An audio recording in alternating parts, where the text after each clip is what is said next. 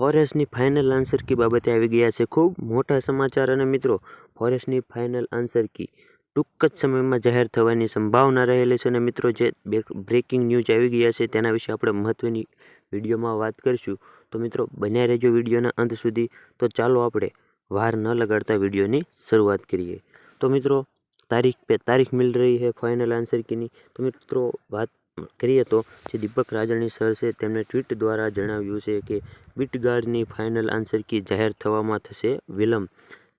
2600 objective કારણો લાગી રહી છે વાર. તો મિત્રો 2600 ઓબ્જેક્ટિવ કારણોસર વાર લાગી રહી છે અને મિત્રો હવેના 2 દિવસની અંદર જાહેર થવાની સંભાવના છે.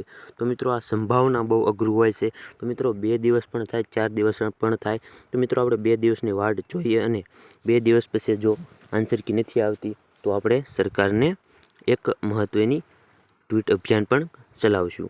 તો મિત્રો આજે ફાઇનલ આન્સર કીની તારીખ મિલ રહી તો મિત્રો પહેલાં 15 તારીખ હતી, 15 એપ્રિલની અંદર આવવાની હતી તારીખ. અને મિત્રો હવે 30 એપ્રિલ સુધી પણ ફાઇનલ આન્સર કીના કોઈ નેઠા નથી. તો મિત્રો જ્યારે પણ આન્સર કી આવે છે ત્યારે આપણે તેનો ફૂલ વિડીયો બનાવશું. અને મિત્રો જો ચેનલ ઉપર નવા હોય તો વિડીયોને લાઇક, શેર અને સબસ્ક્રાઈબ કરવાનું ભૂલતા નહીં. અને મિત્રો તમારા મિત્રોને પણ શેર કરવાનું ભૂલતા નહીં. તો મિત્રો ફાઇનલ આન્સર કી 2 દિવસની અંદર આવે છે કે નહીં અને ના આવે તો આપણે એક ટ્વીટ અભિયાન પણ ચલાવશું. તેના દ્વારા સરકારને ખબર પડે કે કેટલા મિત્રો ફોરેસ્ટની ફાઇનલ આન્સર કીની વાટ જોઈ રહ્યા છીએ.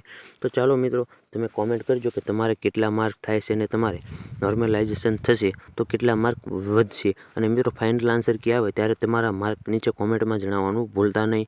તો મિત્રો હવે મળીએ આપણે આગળના વિડીયોના. અને મિત્રો જેણે પણ મિત્રોને ગ્રાઉન્ડની પ્રેક્ટિસ શરૂ નથી કરી તે મિત્રો અમે ચાલુ તો કરી શકો છો, કારણ કે ફાઇનલ આન્સર કી આવી જશે પછી તમારે 1 મહિનાની અંદર તમારું ફિઝિકલ પણ આવી જશે. તો મિત્રો વાર ન લગાડો અને ગ્રાઉન્ડની તૈયારી ચાલુ કરી દો. તો ચાલો મળીએ આગળના વિડીયોમાં નવી માહિતી સાથે નવા જ વિડીયોમાં. જય હિન્દ અને જય ભારત.